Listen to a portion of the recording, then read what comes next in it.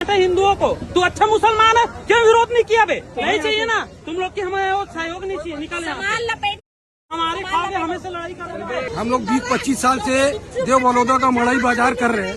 हमको क्या मतलब भाई, हिंदू मुस्लिम धर्म से जाति से जप्ती नहीं बनवाना है तो लपेट लो, जप्ती में जाएगा सामान।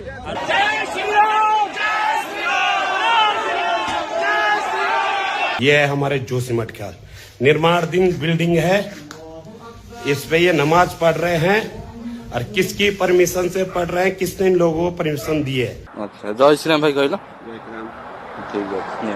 हम सारे दोस्तन में मैं खाली मुसलमान हूँ, ये सारे हिंदू हैं और जिसकी शादी पड़ी है वो भी हिंदू है।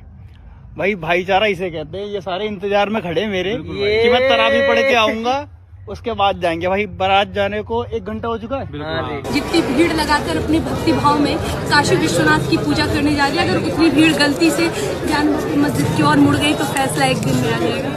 सुप्रीम कोर्ट कुत्तों पे बहस करता है 15 दिन, मुसलमान पे सितम हो रहा है, उसके खिलाफ खुलेआम बगावत का ऐलान हो रहा है, वो संज्ञान नहीं ले रहा। मैं परसों कुछ कबाड़ चेक कर रहा था तो उसमें एक पन्नी में पड़ा हुआ था, किसी ने रख दिया और डाल दिया होगा पितल समझ करके, तो मैंने देखा कि ये गोड़ हो सकता है उन्हीं का हो। तो मेरा यही रहता है कि मैं यहाँ आऊँ और सबको ये फील हो कि हर जगह नफरत नहीं है, मोहब्बत भी है बाकी। जितना जुल्म उतनी वफादारी।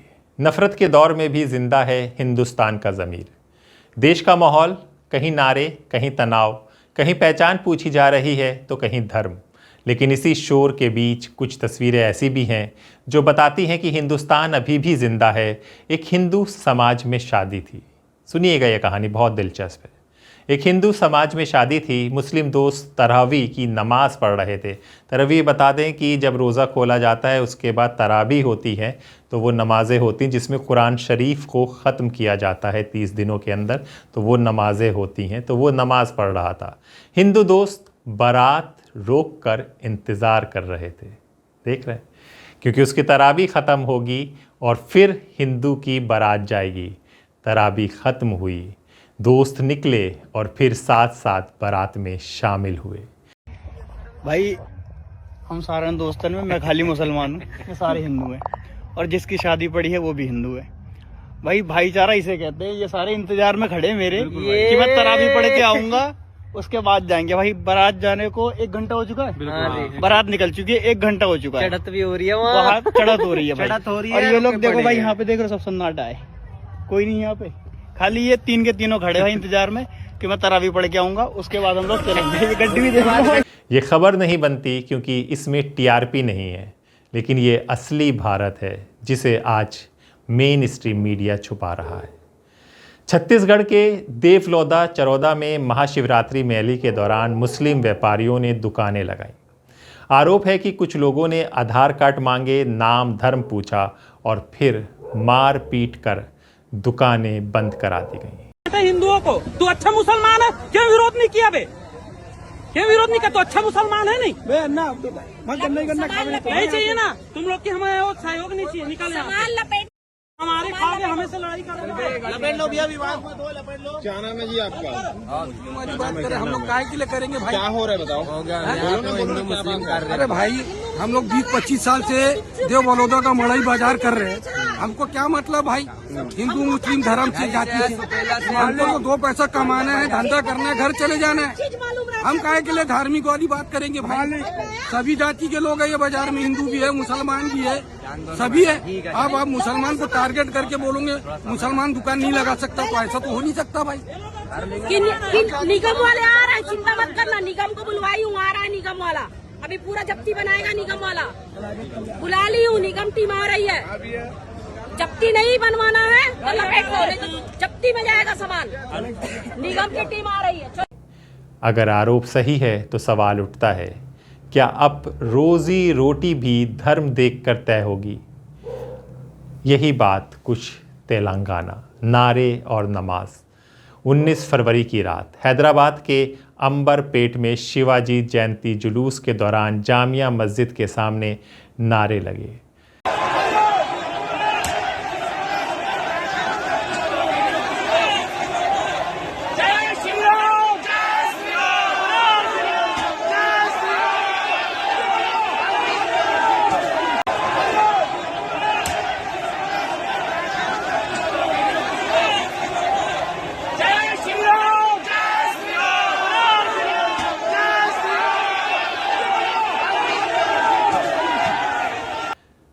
तराबी चल रही थी, तनाव बढ़ रहा।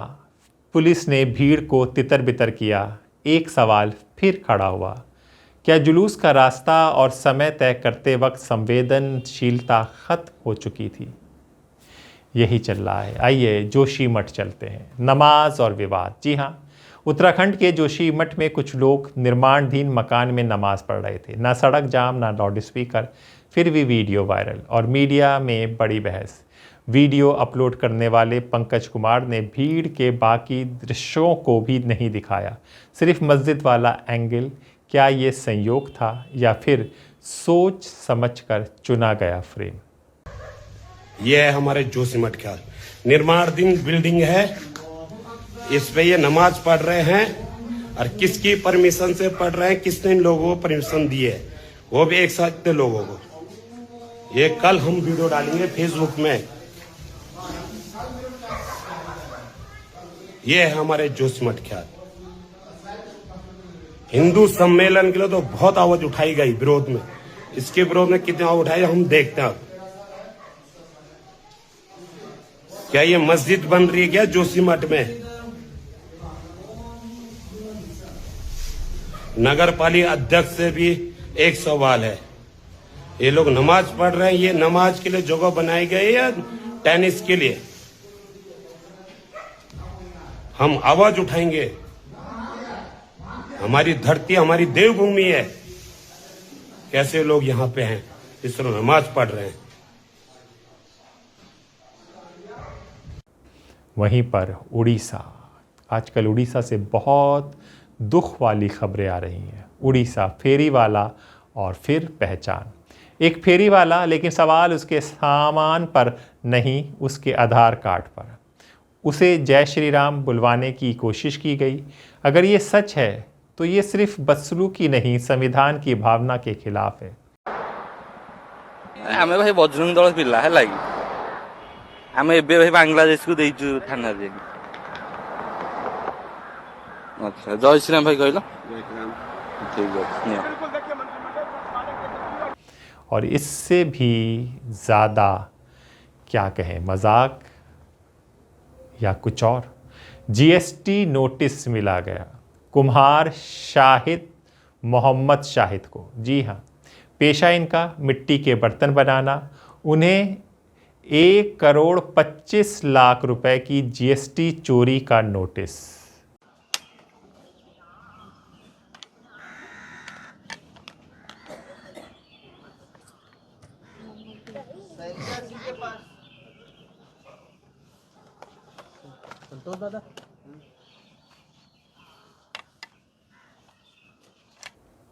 देख रहे हैं आप इनकी शक्ल तस्वीर, और इन पर नोटिस आया है कितना, 1,25,00,000 का। खुद पढ़ लिख नहीं सकते, नोटिस समझ नहीं पाए। अगर सिस्टम में गलती है तो सुधार होना चाहिए, अगर धोखाधड़ी हुई है तो जांच होनी चाहिए। लेकिन एक गरीब कारीगर की ज़िंदगी ऐसे नोटिस से हिल जाती है। आइए फिर से बनारस चलते हैं, ज्ञानवापी पर। जी हाँ, ज्ञानवापी पर एक सोशल मीडिया पर बयान बहुत वायरल हो रहा है। एक महिला ज्ञानवापी मस्जिद की इशारा कर रही है। इन्हें खुशबू पांडे कहते हैं। भीड़ उधर मुड़ गई तो फैसला हो जाएगा। भीड़ दिखाइए, भीड़। ये जितनी भीड़ लगाकर अपने भक्ति भाव में काशी विश्वनाथ की पूजा करने जा रही है, अगर उतनी भीड़ गलती से ज्ञानवापी मस्जिद की ओर मुड़ गई तो फैसला एक दिन में आ जाएगा। ये स्पेशली इसको तोड़ने के लिए ही बना। मस्जिदों से बहुत ही पुराना संबंध है हमारा। पिछले वर्ष इसी वक्त मस्जिद में हनुमान चालीसा पढ़ने की वजह से कारावास। आज उसी मस्जिद के सामने फिर से खड़ी होकर चेतावनी दे रही हूँ कि पलट के वार होगा, याद रखना। समझे आप इसका मतलब? यानी कि ये मस्जिद है और भीड़ मंदिर की तरफ जा रही थी। अगर ये भीड़ मस्जिद के अंदर घुस गई, यानी कि जो लोग मंदिर जा रहे थे वो मस्जिद में घुस गए, तो फैसला हो जाएगा। फैसला क्या होगा? यानी कि मस्जिद का रूप बदल जाएगा। ऐसे बयान भीड़ को उकसाने जैसे लगते हैं। वाराणसी पुलिस से कार्रवाई की मांग हुई है। कानून का काम हर उकसावे को रोकना न्यायपालिका पर सवाल। सोशल मीडिया पर ये भी सवाल उठते हैं, क्या न्याय सबके लिए बराबर है? क्या नफरत फैलाने वालों पर सख्ती हो रही है? सुप्रीम कोर्ट देश की सर्वोच्च अदालत है, उम्मीद यही है कि न्याय बिना भेदभाव के मिले। सुप्रीम कोर्ट कुत्तों पे बहस करता है 15 दिन। मुसलमान पे सितम हो रहा है, उसके खिलाफ खुलेआम बगावत का ऐलान हो रहा है, वो संज्ञान नहीं ले रहा। हम चाहते तो सैकड़ों साइनें हो जाती हैं, लेकिन ये था एक टोकन है। हम एहसास दिलाना चाहते हैं सुप्रीम कोर्ट को कि आप कब संज्ञान लेंगे, कोई गाइडलाइन देंगे। लेकिन एक और कहानी है, एक बुजुर्ग कबाड़ी। सुनिएगा, हिंदुस्तान को ख़राब करने की जितनी भी कोशिश करे, लेकिन कहीं ना कहीं मोहम्मद दीपक और खान साहब जैसे लोग हैं। एक बुजुर्ग कबाड़ी खान साहब, एक ग्राहक शर्मा जी। खान साहब मुसलमान, शर्मा जी हिंदू। स्क्रैप में गलती से सोना मिल गया, करीब 100 ग्राम, कीमत लगभग 15 लाख रुपए। 6 महीने बाद जब मिला तो खान साहब ने उसे पुलिस की मौजूदगी में वापस कर दिया। ना कैमरे थे, ना पुरस्कार, बस ज़मीर था। आ रहे हैं, काफी पुरानी घटना है वैसे। सर ये 6 महीने पहले कबाड़े में लाए थे, घर से कबाड़ लाए, इन्होंने कबाड़ा स्क्रैप बेचा और ये बेच चले गए। हमने कुछ देखा भी नहीं। ये 2 महीने बाद हमारे पास आए कि हमारा कुछ गोल्ड आया हुआ है। तो मैंने कहा देख लीजिए, अगर वो महीने पर 20 दिन पहले आते, 2 महीना पहले आते ना, तो हम कैमरे में चेक कर देते, मगर टाइम निकल चुका था, मगर वहाँ नहीं मिला। मगर उसके बाद में क्या होता है, मैं परसों कुछ कबाड़ चेक कर रहा था, तो उसमें एक पन्नी में पड़ा हुआ था, किसी ने रख दिया और डाल दिया होगा पितल समझ करके। तो मैंने देखा कि ये गोल्ड हो सकता है उन्हीं का हो। फिर मैंने उसको चेक भी करवाया कि हो सकता है ये पितल ना हो कभी गलती से। तो सुनार ने कहा ये 100% सोना है, 22 कैरेट का। उसका वेट करवाया तो 100 ग्राम निकला, 2 ग्राम कम। तो मैंने कहा ये उन्हीं शर्मा जी का है, किसी और का नहीं है।